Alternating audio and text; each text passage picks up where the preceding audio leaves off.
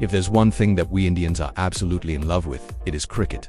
And we've had our share of legendary cricketers: Sachin Tendulkar, Rahul Dravid, the late Mansam Durrani, Kapil Dev, and many others. But have you ever noticed how often we refer to our favorite players as Sir or Bhai? You see, in India, a cricketer is more than just a player. He becomes a role model, almost like a member of the family. So when he plays well, we celebrate as if he were our own. We take immense pride in our players and their achievements. But have you ever wondered why this happens? Well, it's not just because cricket is our religion. It's also because our players have always played with a sense of fearlessness. They took risks and played their own brand of fearless cricket.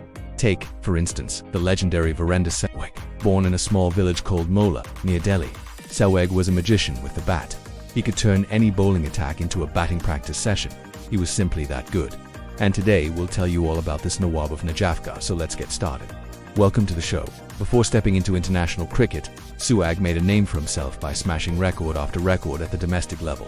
In 1999, he became the first Indian to score a triple century in first-class cricket. The selectors took notice and soon he was donning the blue uniform of Team India. On October 2, 2001, Sehwag made his Test debut against South Africa at Bloemfontein. And what happened next was nothing short of magic. Playing his first ever Test match, Sehwag smashed a brilliant century, scoring exactly 108 runs. The Indian team went on to win that match by an innings and 22 runs, and thus began the tale of the Nawab of Najafgarh. In his illustrious career spanning over a decade, Sehwag went on to play 104 Test matches, during which he scored 8,586 runs, including 2 triple centuries and 19 double centuries.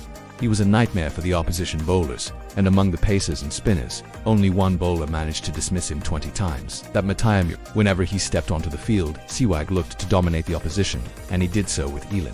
He was known for his unconventional style of play. If the ball was there to be hit, he would send it to the boundary without hesitation. In fact, he held the record for the fastest triple century in Test cricket. He achieved the feat against South Africa at Chennai in 2008, and we still remember how he reached the milestone. He hit a 6 off the bowling of the great Makaya Nini. Imagine hitting a 6 to get to a triple century, against a bowling attack that also had the likes of Chaminda Vaas and Mohan Morkel. It was an unbelievable knock, one that showcased the true character of the man, and it's moments like these that made us fall in love with him. But Sehwag was not just a Test match specialist, he was equally good in limited overs cricket. He played 251-day internationals and scored 8,293 runs, including 15 centuries.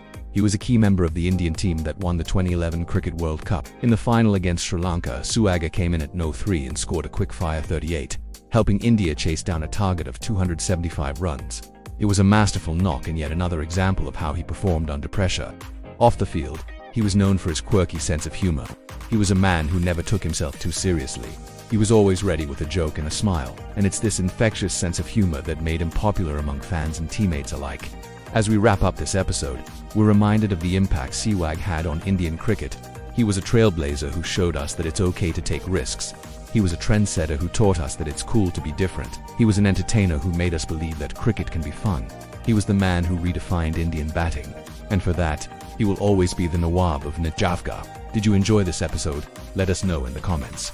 And don't forget to subscribe so you never miss an episode of ours. Thank you for watching.